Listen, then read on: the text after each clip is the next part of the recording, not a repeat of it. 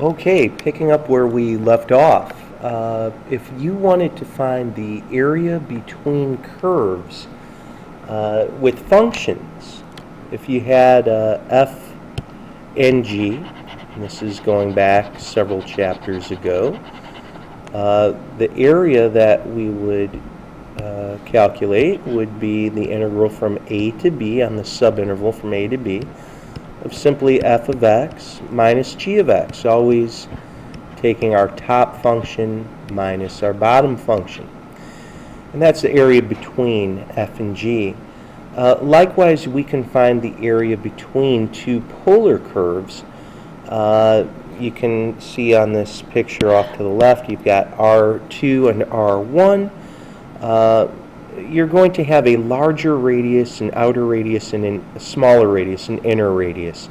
And just as we did with regular functions, we're going to pretty much do the same thing. We'll evaluate the larger area minus the smaller. And that's what this 1/2 r sub 2 squared minus r sub 1 squared is. Should you ever notice that your answer is negative, that would mean that you don't have the bigger radius minus the smaller. You'd have them switched. This is guaranteed to always give us a non-negative area. So last problem, example 3. Find the area of the region inside r equals 1. Now, if you have r equals 1, by the way, your radius is guaranteed to be fixed at 1. So we would have a circle. So for any angle measure, starting at 0 radians, and then even looking at pi over 6 radians, pi over 4, and so on, your r is always a 1. Obviously, you'll form a circle. But we could definitely get some help with the graphing calculator to help us out with this other one. R equals 1 minus cosine of theta. So let's turn the calculator on real quickly and go in the proper order too. Our first function was just r equals 1. Then here we'd have 1 minus cosine of theta. And of course, cosine could get as small as -1. 1 minus -1 would be 2. So when I go to the window, I'm going to go from 0 to 2 pi. And this time maybe just change things to -2.5 to +2.5. And do the same thing for our y bound as well. And this window that we have presently probably would be just fine. But again, it's actually good practice to give a lot of thought as to what these curves are going to look like. You can see that's what the circle would look like. R equals 1 minus cosine of theta evidently is a cardioid. So that being said, we could very quickly realize that our shape would look something like so. But we're trying to find the area that would be inside the circle, but outside of the cardioid. And if you're thinking about it, to be inside the circle, but to be outside of the cardioid, would be to more or less find this shaded yellow region right here. Well, I think we can see that in this boundary, our larger radius in yellow, the outer radius would be r equals 1, and the inner would be the cardioid. But most importantly, we can say, well, what about the angle boundaries? Well, if we're ever asked to find such a problem, really we're interested in where these curves intersect. And we're going to do that very quickly right now. Set r equals 1 equal to r equals 1 minus cosine of theta. By substitution, you get 1 equals 1 minus cosine of theta. Minus a 1 from both sides, you have 0 equals negative cosine of theta. So we really have cosine of theta equals 0.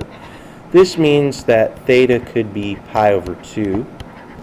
And very typically we think also of 3 pi over 2. Now I do want to caution everyone right now. Here's why.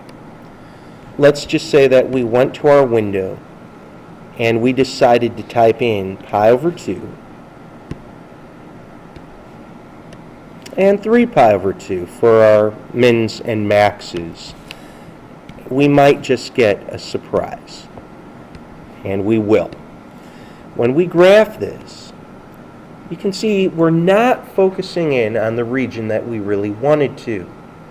And it makes sense that if I'm looking at the angles between pi over 2 and 3 pi over 2, I would be in the second and the third quadrants, excuse me. Whereas what I've highlighted is in the first quadrant and also in the fourth quadrant. So how on earth would we be able to make this adjustment? Going from pi over 2 to 3 pi over 2 just puts us completely in a different realm of where we're going. If I may, just cutting to the chase, realize that 3 pi over 2 is coterminal with negative pi over 2. And if I went from negative pi over 2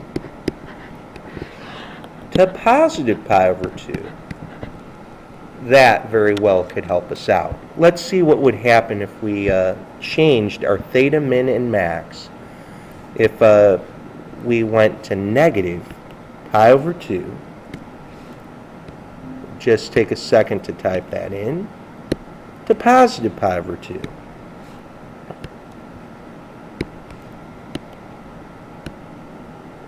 And if we graph that, sure enough, that's the region that we're looking for.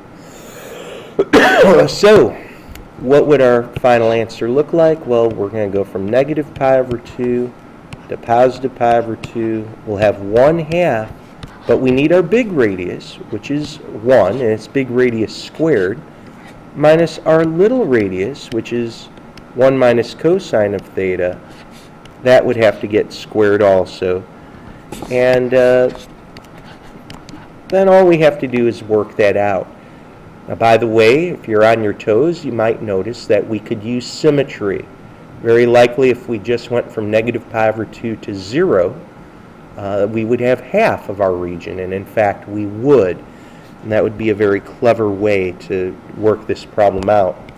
But all the same, let's bring back the fn int, and maybe very quickly just change in right over here, type over the 2 to make it negative, make that negative pi over 2, come up here, maybe just delete the 4, change that to pi over 2, and then I'm going to do an insert of a bracket. Our R1 was actually correct to be the outer radius. We should always double check that. Minus, let's do vars, y vars, polar. This time we'll do y2, and we'll have to square that also. And then of course we have d theta. So you hit enter and very quickly you will get 1.214, or about 1.215. And you might be interested if that might have pi in it. We could say, is it possible to divide out a pi? Possibly. And see if math frac would help. Sometimes it does, then again sometimes it won't. You can see here it won't. So probably just keep it as the decimal, 1.214, 1.215. Well, I hope this is helping. Again, with symmetry, realize that we could do some very interesting things, including bringing back 3 pi over 2 for an equivalent integral. Imagine if we went from 3 pi over 2 to 2 pi. Now that's going back right over here. That would only be half of the area that we're looking for, but we could say 2 times 1/2, and then we'd have 1 squared minus 1 minus cosine of theta, quantity squared. Why am I bringing this up? I just want to make sure you realize that symmetry will allow us to have all these different integrals that would represent the area. By the way, the 2 and the 1/2 would cancel out then. So I hope this is helping. Unbelievably, we just have 2 more lessons remaining. Best of luck to you.